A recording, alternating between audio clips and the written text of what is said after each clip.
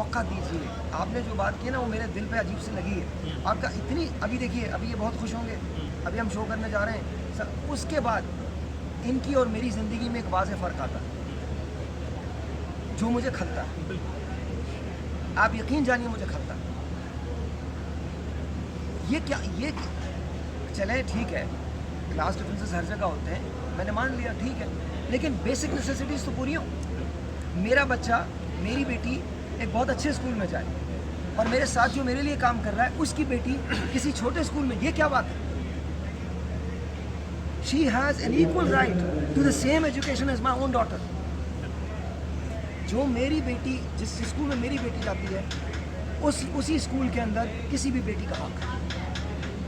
हम ये क्यों नहीं समझते कि जब तक हम पाकिस्तान में ये चीज़ें हल नहीं करेंगे हम तरक्की नहीं कर सकते। सॉरी मैं थोड़ा जज्बाती हो गया, लेकिन आपने एक ऐसी दुखती बात अच्छी साहिर भाई, बहुत अच्छी बात आपने कही।